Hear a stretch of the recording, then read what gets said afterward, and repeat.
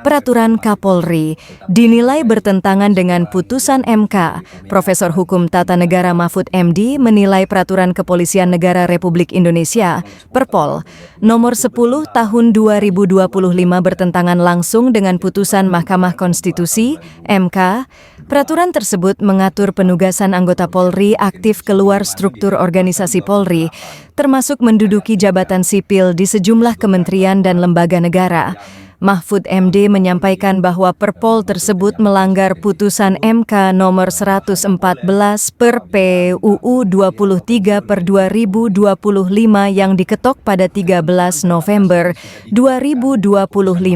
Dalam putusan itu, MK secara tegas melarang anggota Polri aktif menduduki jabatan di luar institusi kepolisian, kecuali yang bersangkutan mengundurkan diri atau pensiun dari Polri.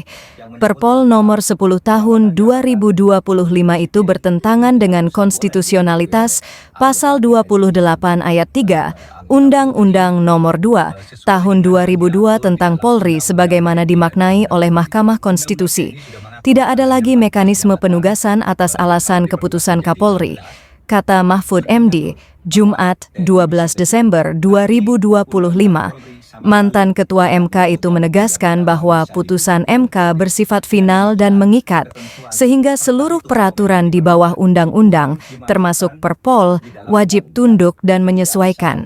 Menurut Mahfud, mempertahankan Perpol tersebut sama saja dengan mengabaikan supremasi konstitusi.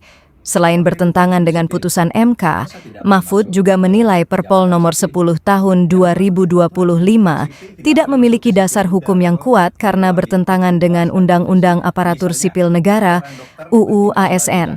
Dalam Undang-Undang ASN disebutkan bahwa pengisian jabatan ASN oleh anggota Polri aktif harus diatur dalam Undang-Undang Polri. Namun faktanya, Undang-Undang Polri tidak mengatur daftar kementerian atau lembaga yang dapat dimasuki polisi aktif. Kondisi ini berbeda dengan Undang-Undang Tentara Nasional Indonesia yang secara eksplisit menyebutkan 14 jabatan sipil yang dapat diduduki oleh prajurit Tentara Nasional Indonesia aktif.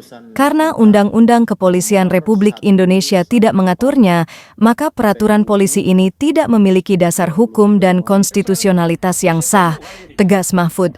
Sebagaimana diketahui, Perpol nomor 10 tahun 2025 membuka peluang bagi polisi aktif untuk menduduki jabatan sipil di 17 kementerian dan lembaga, antara lain Kementerian Koordinator Politik dan Keamanan, Kementerian Hukum, Kementerian ATR BPN, Kementerian Perhubungan, Otoritas Jasa Keuangan, PPATK, BIN, BSSN, hingga Komisi Pemberantasan Korupsi. Kebijakan tersebut menuai kritik karena dinilai berpotensi menghidupkan kembali duifungsi kepolisian, memperlemah prinsip profesionalisme Polri, serta mencederai netralitas birokrasi sipil. Mahfud menegaskan, jika pemerintah dan Polri ingin menempatkan anggota kepolisian di jabatan sipil, maka jalur konstitusional satu-satunya adalah melalui perubahan undang-undang, bukan melalui peraturan internal. Jika tidak, Perpol tersebut berpotensi diuji dan dibatalkan karena bertentangan dengan konstitusi dan putusan Mahkamah Konstitusi. 23 Romawi 2000